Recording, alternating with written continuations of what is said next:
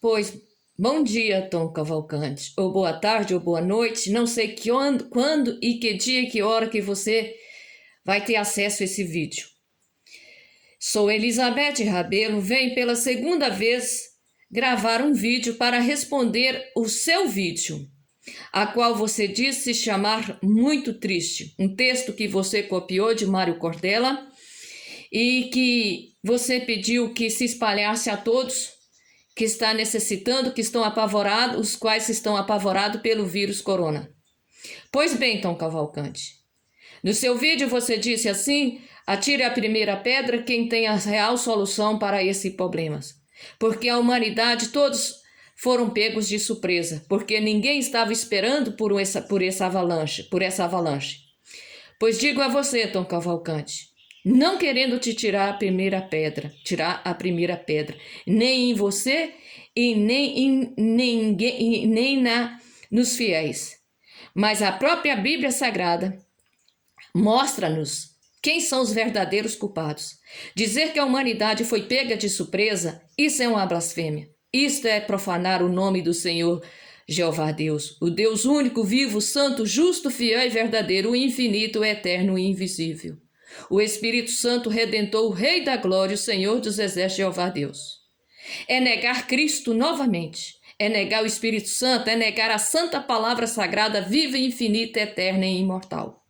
Pois bem, Tom Cavalcante, peço a você que examine dentro do livro de Gênesis, no capítulo 2, no versículo 7, que você vai ver que Jeová Deus é o Criador. Ele criou todas as coisas. Ele criou o homem, a sua imagem. Veja só o que diz, como Deus começou a criação humana. Então Javé Deus modelou um homem com a argila do solo, soprou-lhe nas narinas um sopro de vida, e o homem tornou-se um ser vivente. Está escrito no livro de Gênesis, capítulo 2, no versículo 7. Formou Deus, não vou começar desde o início como Deus criou o céu e a terra e o mar, mas estou começando na criação do homem. Deus criou o homem do pó da terra. Começou a humanidade num só homem, num ser vivente. De Adão, da costela de Adão, tirou a Eva. Isso você se encontra tudo na Santa Escritura Sagrada. Lá no livro de Gênesis, no capítulo 2, no versículo 7, começa a formação do homem. Pois bem, Tom Cavalcante, quando você vai no livro de Êxodo, no capítulo 20, de 1 a 17, Deus deixou bem claro as leis, as regras, os estatutos, as normas e os mandamentos da casa do Deus vivo. Para que aquele povo que foi tirado do deserto, que Moisés era o chefe daquele povo que conduziu, depois veio Josué, conduzindo o povo de Israel que foi liberto, lá no passado, do Egito, da terra do Egito, Deus os libertou e deu as leis. E disse: obedecei tudo quanto que eu vos mandar, que tu serás livre e serás ricos abundantemente. Mas a humanidade desobedeceu o nosso Deus, extraviou da lei de Deus Pai Todo-Poderoso. Quando Moisés morreu, quando Josué morreu, o povo ficou desnorteado. Não criaram entre a tribo, a nação de Deus, o povo de Deus, um chefe. Quando veio um chefe, esse chefe se aliou com o homem. Abandonou as leis, as regras, os estatutos, as normas e os mandamentos da lei de Deus para viver a obediência do homem. Nenhum chefe religioso pode fazer aliança política. O povo de Deus tem que ser guiado pelo único pastor, pelo único Senhor, pelo único Deus, Jeová Deus. Jeová Deus que reina sobre o teu povo, Jeová Deus que nos governa, que nos dirige, que nos alimenta, que nos sustenta, que nos sustenta, que nos fortalece. Se o homem deixar de acreditar no Deus vivo para seguir as leis e as regras, os mandamentos das normas dos homens, Deus os abandona. E foi o que aconteceu. Deus abandonou o próprio povo que ele havia libertado da terra do Egito. Ele abandonou. E dizer que a humanidade foi pega de surpresa ninguém sabia, nem político, nem autoridade. Isto é uma blasfêmia. É blasfemar contra o Espírito Santo. É blasfemar contra Deus. É blasfemar contra o reino de Deus. Vá no livro de 1 Tessalonicense.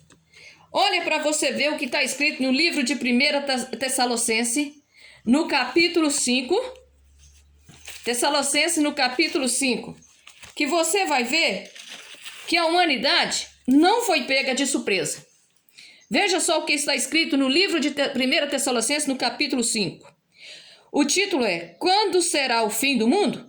No que diz respeito ao tempo e circunstâncias, não preciso escrever nada para vocês, irmãos. Você já sabe que o dia do Senhor chegará como ladrão, à noite. Quando as pessoas disserem, estamos em paz e segurança, então de repente a ruína cairá sobre elas, como dores do parto para a mulher grávida, e não conseguirão escapar. Isso está escrito dentro da Santa Palavra Sagrada, na Bíblia Pastoral, a Bíblia da Igreja Católica. Essa Bíblia, cheguei numa casa para dar um testemunho, há alguns anos atrás, ela estava numa mão de uma criança de 2 anos, brincando. Ela falta livros, ela falta muitas folhas, muitas páginas. Mas eu tenho essa Bíblia para comparar ela com a outra. E observe bem, vocês depois que ouvir todo esse vídeo, observe bem quantas mentiras, quanta blasfêmia contra o Deus vivo, o único santo, justo, fiel e verdadeiro. Vamos no rodapé agora. O que diz no rodapé do 1 Tessalonicenses, do capítulo 5, no versículo 1 até o 3? Saber com precisão a data da parousia de Cristo é desejo muito humano, porém fadado à frustração. Conforme a tradição cristã, só Deus Pai conhece o momento preciso. Quanto a esse dia e hora, ninguém sabe nada, nem os anjos do céu, nem o Filho, somente o Pai é quem sabe. Aos cristãos cabe esperar com espírito vigilante. Aqui no próprio rodapé está dizendo para examinar o livro de Marcos, no capítulo 3, no versículo 32. Pois bem, Tom, veja só o que diz. O título da 1 Tessalonicenses já diz tudo o que tem que falar. Quando será o fim do mundo? 1 Tessalonicenses, no capítulo 5. Esse é o título. Quando será o fim do mundo? Aqui o próprio profeta fez uma pergunta. Quando será o fim do mundo? E ele deu a resposta. Fique vigilante, porque o dia do Senhor será como uma mulher que está de parto, dores de parto.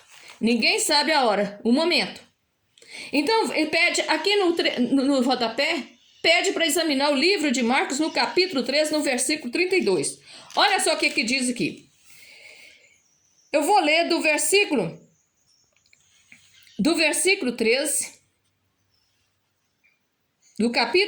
do Marcos, capítulo 13, do versículo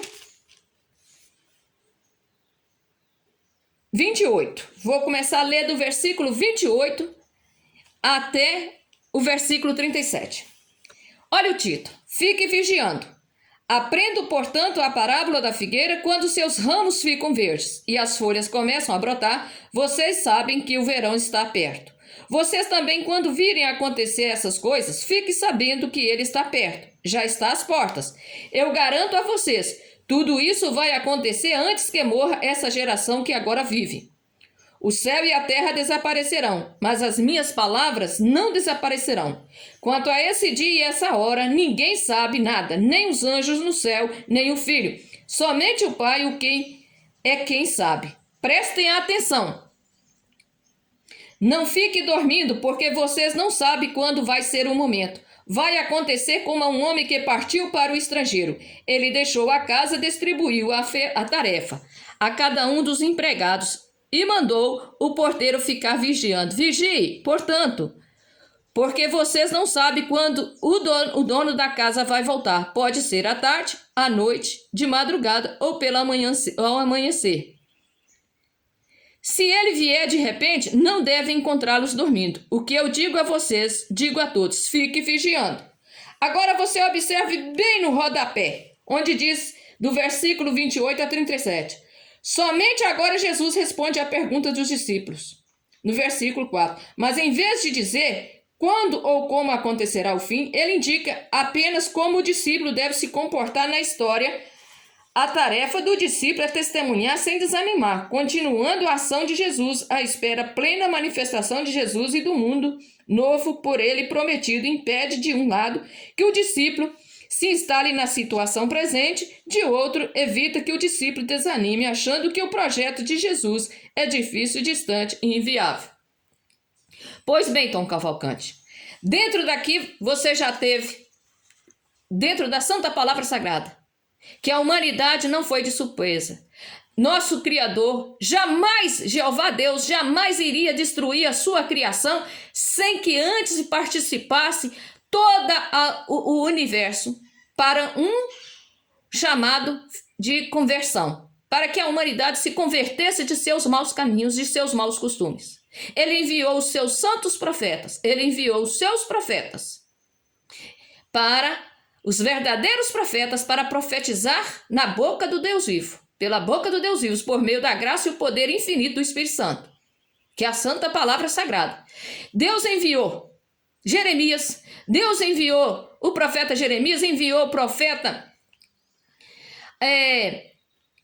Amós, enviou Ezequiel, enviou Isaías, enviou Daniel, enviou Joel, enviou Abacuque, enviou Naum, enviou tantos profetas para profetizar e avisar o fim da calamidade, e mais, avisando que enviaria um Redentor, o Salvador da humanidade, aquele que confiasse nele, cresce nele e tivesse os seus pecados lavados e remidos no sangue do Cordeiro, esse herdaria o reino de Deus.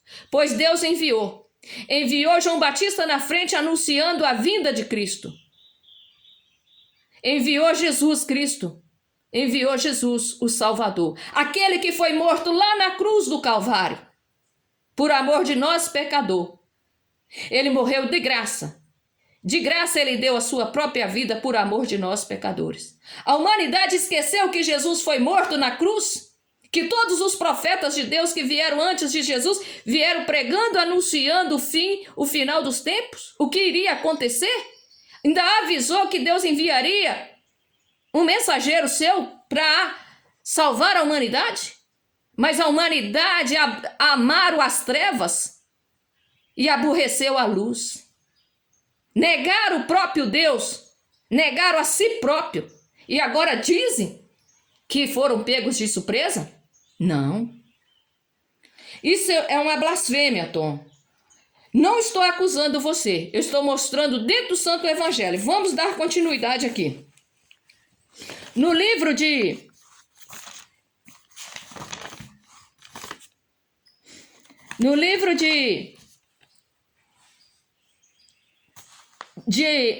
Isaías capítulo 1, capítulo 2, Isaías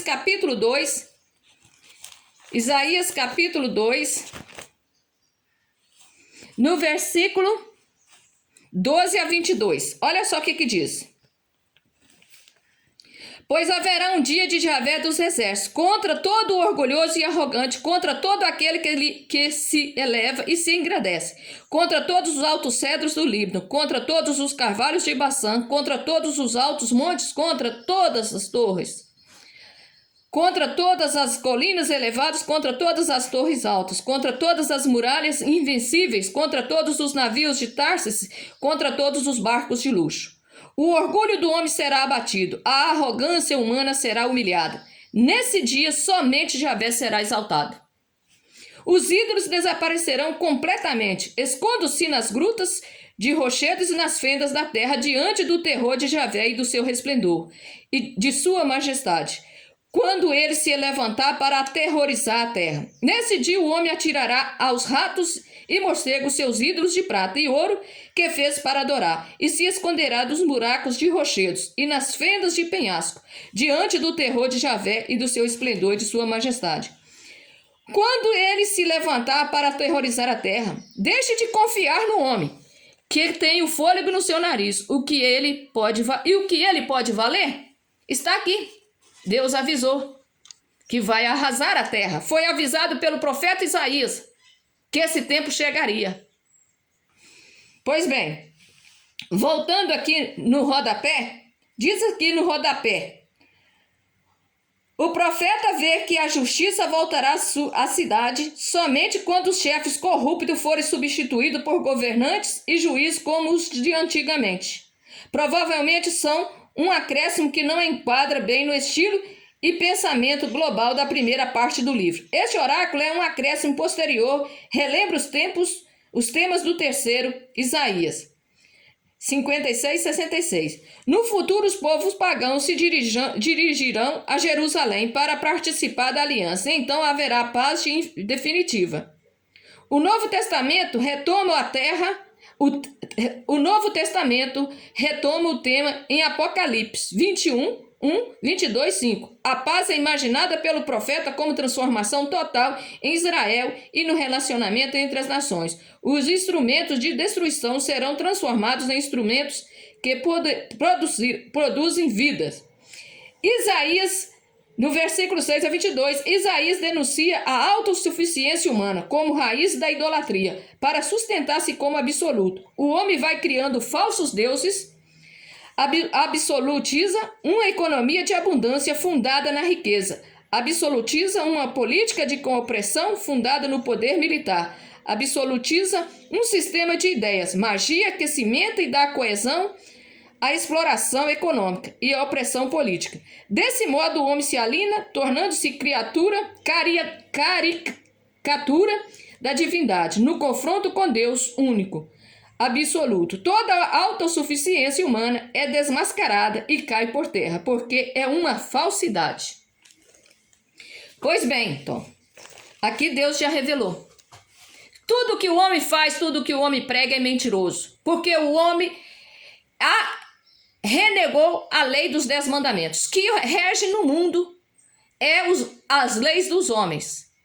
Os homens não só abandonaram a lei do sábado, como toda a lei dos 10 mandamentos, que governa todo o mundo, todo o universo, a nação. Não é a lei de Deus, é os mandamentos da lei dos homens, é dos poderosos, é dos grandes, é dos ricos, dos falsos profetas, dos falsos sacerdotes. Essa nação que governa o mundo. Por isso que o mundo está do jeito que está. Vamos no livro de Isaías, capítulo 24. Olha só o que diz aqui. No livro de Isaías, no capítulo 24, versículo de 1 a 6. Olha o que diz. O fim dos tempos. O julgamento de Javé. Javé vai arrasar a terra e devastará. Lançará confusão em toda a superfície e dispersará seus habitantes. O mesmo acontecerá ao povo e ao sacerdote, ao escravo e ao patrão, à escrava e à sua senhora, ao comprador e ao vendedor, ao que empresta e a quem toma emprestado, ao devedor e ao credor. De fato, a terra será devastada e despojada, porque foi Javé quem pronunciou essa sentença. A terra está de luto e perecendo. O mundo se acaba pouco a pouco e morre. Os grandes da terra aos poucos se acabam. A terra está profanada debaixo dos pés de seus moradores. Eles violaram as leis, mudaram o estatuto e quebraram a aliança eterna. Por isso a maldição devorou a terra e os seus moradores recebem o castigo. Por isso a população da terra desapareceu e poucos são o que restam. É bem claro.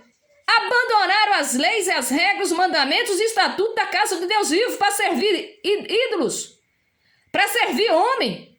A humanidade que foi liberta lá no passado da escravidão da terra do Egito pelo Deus vivo. Deus enviou os seus servos para atravessar esse povo, para libertar esse povo. Moisés, Josué, tiraram o povo da escravidão quando era escravo na terra do Egito e trouxeram para uma terra que mana leite, pão e leite e mel. Mas a humanidade não quiseram. A humanidade ficou envaidecida com as coisas do mundo, com os prazeres da vida. Esqueceu das reis e as regras e o estatuto da casa do Pai. Veja só o que diz aqui no rodapé. De Isaías, capítulo 24, no versículo 1 a 6. O projeto de Deus é vida e liberdade para todos. Porém, quando os homens deixam esse projeto para construir a história segundo seus próprios planos, a humanidade se transforma em caos, fabricando escravidão e morte. Deus só é benéfico para os seus aliados. O julgamento de Deus não é um fato negativo. Seu objetivo é a conversão. Os homens constroem a cidade idólatrica e Deus a destrói. Os sobreviventes reconhecem o que ele faz e louvam a sua grandeza. No versículo 6b, 23 e 6:12, está escrito aqui. O texto é a continuação de 24:1-6. Deus julga pessoalmente, renovando todos os julgamentos feitos na história. Este hino celebra a justiça de Deus, que condena o opressor e salva o oprimido, fraco e indigente. A última palavra de Deus sobre a história não é julgamento, mas a comunhão universal de todos entre si e com o próprio Deus. Um redator acrescentou os versículos 10-12, tomando Moabe como símbolo daqueles que estavam excluídos dessa grande comunhão, porque negou a participar do projeto de Deus. Quem nega a lei dos 10 mandamentos jamais pode dizer que é um cristão. Tendo conhecimento do ato que está se praticando, Deus não toma por inocente. Mas todo aquele que pratica o seu pecado, na sua inocência, na sua ignorância, por não ter o conhecimento, o discernimento, o entendimento, Deus o toma por inocente. Mas é preciso que essa pessoa faça uma doação a Deus. Faça-se uma entrega de corpo e alma para o verdadeiro Deus e abandone os ídolos. Para que Deus possa trabalhar na alma, no espírito, na mente e no coração dessa pessoa. Olha só o que está escrito no livro de Provérbios, no capítulo 23, no versículo 26. Dá, filho meu, os teus olhos para que observe os meus caminhos e o teu coração. Vá, examine a Santa Escritura Sagrada. Não tenha medo. Por que o povo não gosta de examinar a Escritura Sagrada? Gosta de lotar a casa de oração, que eles chamam de igreja, para ouvir mentira dos falsos profetas e acham que estão santificados. Vamos dar continuidade aqui. No Isaías 44, veja só o que Deus disse no Isaías 44, no versículo 9 e 20. A idolatria é degradante. Esse é o título. Os fabricantes de estátuas são todos um nada, e suas coisas proferidas não têm valor. Seus devotos nada veem e nem conhecem, por isso acabam sendo enganados. Quem formaria um Deus ou fundiria uma imagem, senão para conseguir alguma vantagem? Vejam, seus devotos todos são enganados, porque os escultores não são mais que homens. Que eles todos se reúnam para comparecer, ficarão apavorados e envergonhados. O ferreiro trabalha o ídolo com a fornalha e modela com o martelo. Forja-o com a força de seu braço, mas em dado momento fica com fome e perde a força. Ou então tem sede e fica exausto. O carpinteiro mede a madeira, desenha a lápis uma figura, e a trabalha com o formão e ali aplica o compasso. Faz a escultura com medidas do corpo humano e com o rosto de homem, para que essa imagem possa estar no templo feito de cedro. Corta cedros, escolhe um cipreste ou um carvalho, deixando-os crescer no meio das árvores da floresta. Planta um pinheiro e a chuva o faz crescer. Tudo isso serve para queimar. O próprio escultor usa parte dessa madeira para se esquentar e assar o seu pão, e também fabrica um Deus diante dele e se ajoelha. Esculpe uma imagem para se ajoelhar diante dela. Com a metade, ele acende o fogo, assa a carne na brasa e mata a fome. Também esquenta ao fogo e diz: que coisa boa! Eu me esquento, enquanto olho as chamas. Depois, com o resto, ele faz um Deus, uma imagem esculpida. Em seguida, ajoelha-se diante dela e faz uma oração, dizendo: salva-me, porque tu és meu Deus. Eles não sabem e não entendem, porque seus olhos estão grudados para não ver, e sua inteligência não pode mais compreender. Nenhum deles cai em si. Ninguém percebe, ninguém compreende para dizer: com a metade eu acendi o fogo, assei pão nas suas brasas, cozinhei um pedaço de carne e comi, e com o resto eu iria fazer uma coisa abominável? Vou ajoelhar-me diante de um pedaço de madeira? Esse homem se alimenta de cinza, Sua mente enganada o iludiu, de modo que ele não consegue salvar a própria vida e nem é capaz de dizer: não será mentira isso que tenho nas mãos? Pois bem, agora vamos no rodapé. Veja só o que diz no rodapé do versículo 6, 8, 9 e 20. A libertação de Israel torna esse povo um testemunho vivo de que Javé é o único Deus que liberta. Todos os outros que são tomados como absoluto não passam de ídolos ilusórios e opressores. Quem fabrica ídolos quer obter alguma vantagem, e quem se submete a eles são pessoas alienadas. Não percebe o quanto é absurdo e degradante absolutizar aquilo que é produto de mãos humanas. Enquanto os homens se alienam fabricando ídolos para sua própria segurança, o Deus vivo forma um povo, perdoa-lhe os pecados e o liberta da escravidão. Pois bem, agora vem dizer que a humanidade foi pega de surpresa? Por que a humanidade deixa ser guiado por falsos profetas, por falsos sacerdotes? Deus disse: nem só de pão viverás o homem, mas de toda a palavra que provém da boca de Deus. A salvação é individual.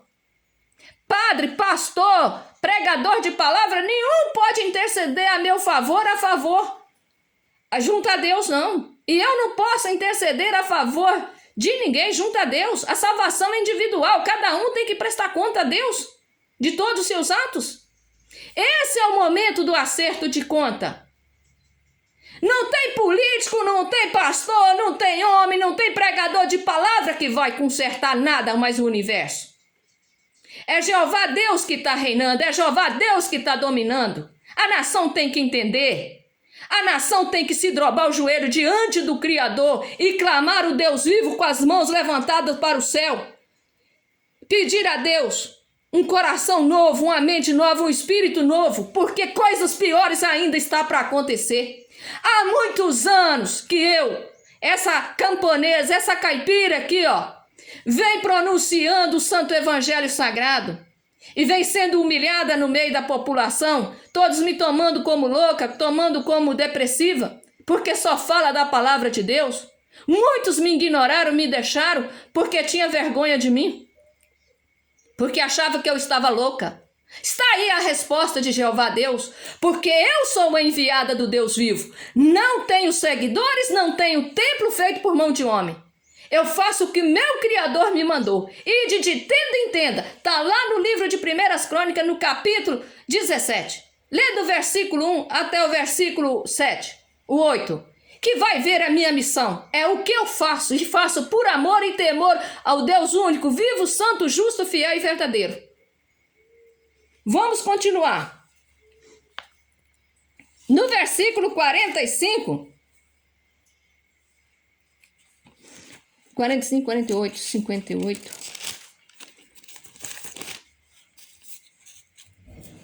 No versículo 58, no livro de Isaías, correção, no livro de Isaías, no capítulo 58, no versículo 13 a 14. Olha o que Deus disse. O dia de Deus e do homem. Se você evitar que se desrespeite o dia de sábado e não tratar de negócio no meu dia santo. Se você disser que o sábado é um dia agradável e honrar o dia consagrado a Javé, se você respeitar deixando de viajar, de buscar seu próprio interesse e tratar de negócio, então Javé será sua delícia. E eu vou fazer que você venha a ser levado triunfante sobre os lugares mais altos da terra. Eu sustentarei você com a herança de seu pai Jacó. Assim falou a boca de Javé. Pois bem, vamos aqui no rodapé.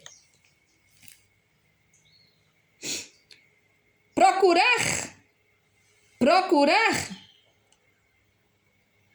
a Deus é praticar o direito e a justiça. Essa procura pode ser mascarada por atos que parecem mostrar disponibilidade em realizar o projeto de Deus. E qualquer prática de piedade pode esconder o não compromisso com a vontade de Deus. Ao contrário, a sinceridade se revela através da solidariedade com os oprimidos e da participação efetiva num processo de libertação. Só assim estaremos procurando a Deus, receberemos dele uma resposta benévola e seremos coagentes deste seu projeto, a construção de uma sociedade fundada no direito e na justiça. Observar o dia de descanso semanal é respeitar o projeto de Deus que dispõe para o homem.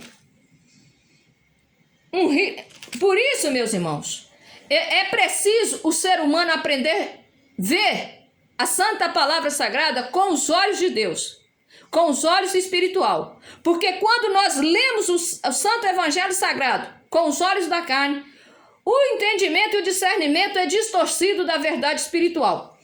A própria Igreja Católica confessa que temos que respeitar o dia de sábado. Mas a própria Igreja Católica omitiu o dia de sábado, mudando a lei do sábado para o domingo, dizendo que porque Cristo ressuscitou. Mas a própria Igreja Católica também abafa a ressurreição de Cristo, fazendo com que os fiéis se fabricam imagens, esculturas de tudo quanto é bugiganga. É madeira, é ferro, é pedra. Até de palha faz um Deus de plástico. E dizem que é Deus. Deus é único. Deus é único. Ele é o Cristo ressuscitado. É o Espírito Santo, a Santa Palavra Sagrada, viva, infinita, eterna e imortal. É o Deus entronizado, o Santo Evangelho Sagrado, a Bíblia Sagrada, o livro sagrado, a Santa Escritura Sagrada. É o Espírito Santo Redentor, o Rei da Glória, o Senhor dos Exércitos, Jeová Deus. É o Cordeiro Santo, puro, imaculado e incontaminado, que venceu a morte e o inferno. E eis que vivo está e reina para todos, sempre e eternamente. Amém. Jesus venceu a morte. Ele é o Espírito Santo, ele é a Santa Palavra Sagrada, ele é o reino de glória, luz e resplendor, justiça e santidade e verdade e eternidade. Veja só o que diz o profeta no livro de Eclesiastes. Vou ler mais uma vez. Esse vídeo foi divulgado em 13 vídeos. Mas não sei o que aconteceu, que deixaram de publicar 12 vídeos. Só publicou o último vídeo de 13. De 13 publicou o último vídeo. Estou tentando novamente responder a você, Tom Cavalcante. Mas não com a minha boca, com a boca do Deus vivo. Responder a você, a todo o universo. Veja o que está escrito aqui no livro de Eclesiastes, no capítulo 12, no versículo... Vou ler do versículo 9 até o 14. Conclusão: temer a Deus. Além de sábio, Colette também ensinou a ciência ao povo. Ele ponderou e examinou e corrigiu muitos provérbios. Colette procurou encontrar palavras agradáveis e escrever com propriedade palavras verdadeiras. As palavras dos sábios são como ferrões, e as sentenças coletadas são como estacas findadas. Umas e outras provêm do mesmo pastor. Além disso, meu filho, preste atenção. Escrever livros é um trabalho sem fim, e muito estudo cansa o corpo. O fim do discurso, de tudo que se ouviu, o resumo é este: teme a Deus e observe seus mandamentos, porque esse é o dever de todo homem. Deus julgará toda a obra, até mesmo o que estiver escondido, seja boa, seja má. Pois então, o muito fabricar livros é o enfado da carne. O muito estudar livros e fabricar livros é o enfado da carne. Ninguém entra no reino de Deus porque lê livros, não. É pelo dom da graça, da fé viva, pura e infinita, ao único Deus vivo, santo, justo, fiel e verdadeiro. O infinito, o eterno, o invisível.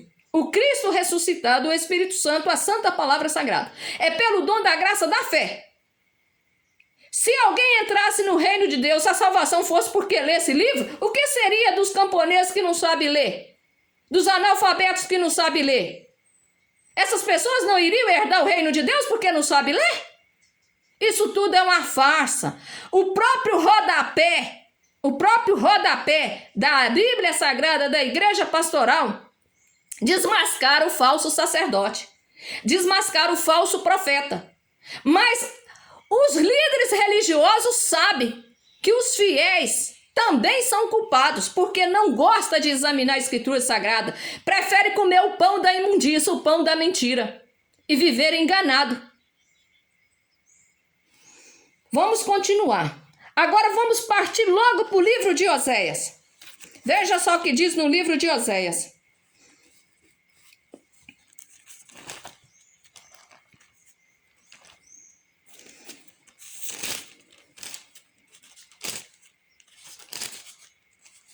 O livro de Oséias, no capítulo 4. Olha o que diz no Oséias, capítulo 4, versículo 1 a 10. Título: Segundo processo contra um povo adúltero. Corrupção geral. Ouçam a palavra de Javé, filhos de Israel. Javé abre um processo contra os moradores do país, pois não há mais fidelidade, nem amor, nem conhecimento de Deus no país. Há falso e mentira, assassino e roubo, adúltério e violência, e sangue derramado. Se ajunta sangue derramado. Por isso a terra geme e seus moradores desfalecem. As feras, as aves do céu e até peixes do mar estão desaparecendo. Os sacerdotes são os maiores culpados. Embora ninguém acuse, ninguém conteste. Eu levanto a acusação contra vocês, sacerdote. Você tropeça de dia, o profeta tropeça com você de noite, e você faz perecer a sua própria mãe. O meu povo está morrendo por falta de conhecimento, porque você rejeita o conhecimento, eu também o rejeitarei, como meu sacerdote. Você esqueceu a lei do seu Deus, e eu também esquecerei os filhos de você. Quanto mais se multiplicaram, tanto mais pecaram contra mim. Trocarei a boa fama deles pela desonra. Esse sacerdote vive do pecado do meu povo, e querem que o povo continue pecando. Acontecerá a mesma coisa ao povo e ao sacerdote. Vou castigar cada um por seu mau procedimento. Vou fazer cada um pagar por todos os seus atos. Comerão sem ficar satisfeitos. Vão se dar à prostituição e sem tirar nenhum proveito, pois eles abandonaram Javé para entregar a prostituição. É a Bíblia que está falando, não sou eu que estou falando, não. Está escrito no livro de Oséias, no capítulo 4, do versículo 1 a 10. Agora vamos ver aqui no rodapé.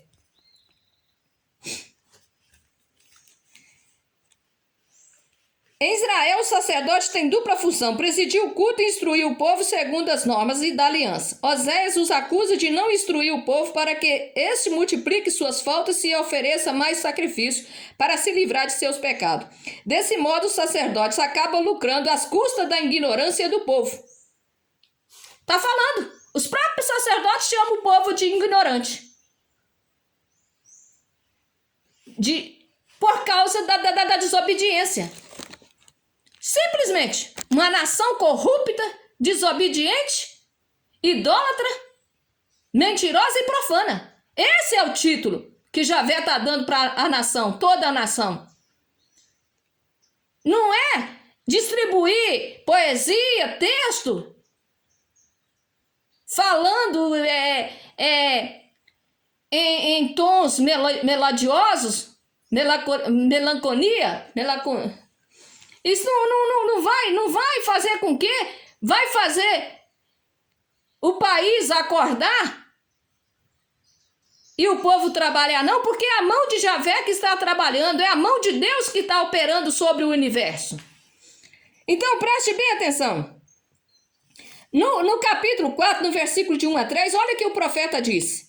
Agora o profeta passa a denunciar as infidelidades de Israel, tanto a terra como seus habitantes sofrem as causas dessa prostituição. E a base para a denúncia do profeta é a violação do decáculo. Matam, roubam, levantam falso testemunho, cometem adultério e tomam o nome de Deus em vão.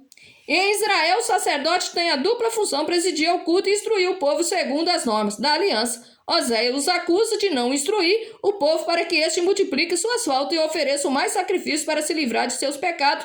Desse modo, o sacerdote acaba lucrando às custas da ignorância do povo. Por falta de instrução, o povo abandona o projeto de Javé para se prostituir. Isso é para fazer aliança com ídolos, os falsos absolutos, que geram todo tipo de corrupção, levando o povo a perder a própria dignidade. No capítulo 5, o título é: As autoridades são culpadas. Está escrito dentro do Santo Evangelho Sagrado. Não sou eu que estou falando. Está escrito dentro do Santo Evangelho Sagrado.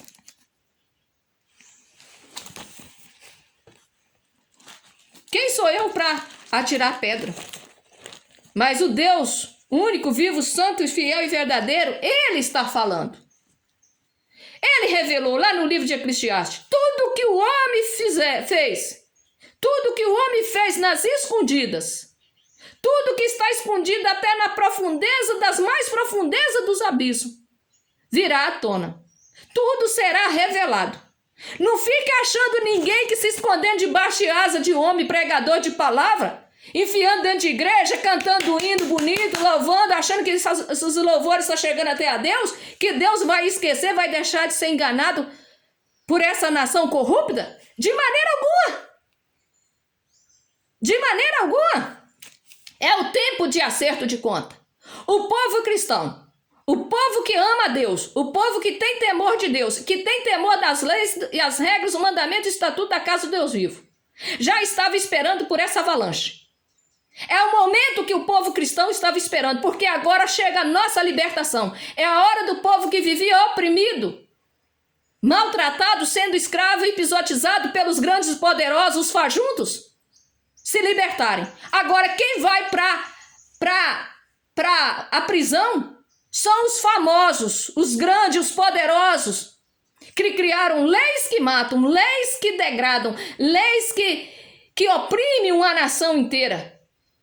Não sou eu que estou acusando. O Santo Evangelho Sagrado acusa. As autoridades são as maiores culpadas. Livro de Oséias, no capítulo 4 e 5. Veja no rodapé, do versículo 1 até o 7.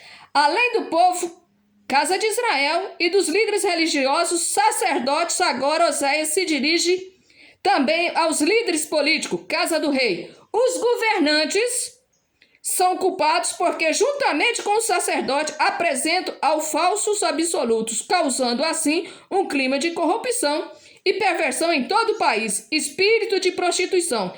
Esse clima impede de enxergar o caminho certo e tira até a possibilidade de conversão. O culto, então, se torna vazio e nenhum sentido. Está explicado, muito bem explicado. Muito bem explicado. Agora, quem não quer entender são esses que têm um coração endurecido e que quer viver na arrogância e que são beneficiados por esses grandes poderosos que precisam desses pequenos para poder fazer as suas jogadas. Mas a humanidade tem que enxergar que Deus veio para reinar sobre o teu povo e Deus está reinando. E nenhum cristão que tem temor a Deus não precisa ter medo mais dos homens, dos poderosos, não. É só confiar que Jeová Deus está na frente reinando. Ele é o pastor. Ele é o rei, ele é a majestade. Jeová Deus, o Deus único, o Senhor dos exércitos, o Todo-Poderoso. É ele que guia o seu povo. Vamos continuar aqui agora. Vamos no livro de Amós, capítulo 1, 3. Olha só o que diz Amós, capítulo 1, 3. As damas da sociedade. Escutem esta palavra, vacas de Baçã, que moram no monte de Samaria. Vocês oprimem os fracos, maltratam os necessitados e dizem a seus maridos: tragam algo para beber. O Senhor Javé jura por sua santidade que para vocês há de chegar o dia que serão carregadas com ganchos e seus filhos em arpões. Terão que passar uma atrás da outra pela brecha da muralha e para o Hermon serão levadas. Oráculos de Javé. Olha o que diz aqui. No versículo 4, um culto que condena, dirijo-se a Betel e Peque, e vão a Gilgal e Peque ainda mais. Ofereçam de manhã seu sacrifício e ao terceiro dia leve seus dízimos. Ofereçam pão fermentado como sacrifício de louvor e proclamem em alta voz as ofertas espontâneas. Pois é disso que vocês gostam, filhos de Israel, oráculo do Senhor Javé. Veja só o que diz aqui no rodapé, do capítulo 4, o versículo 1 até 3. As damas da alta sociedade vivem no luxo à custa dos fracos e necessitados. O profeta as compara ao gado de raça criado nas pastagens de Baçã e acrescenta: irão para o exílio conduzidas como animais. O culto não é uma garantia de salvação. Pelo contrário, quando não é acompanhado pela prática da justiça, serve apenas para acobertar a opressão e injustiça e por isso torna-se motivo de condenação. O que a gente vê na sociedade são as mulheres de ricos poderosos programas na rede de televisão, as mulheres ricas e poderosas do mundo, exibindo as suas riquezas, exibindo seus vestidos luxuosos, exibindo viagem para a França de avião, de jatinho, mas nem sequer para preocupar que debaixo dos viadutos, debaixo das vielas, tem famílias honestas, trabalhadoras, que perderam seus empregos, que perderam as suas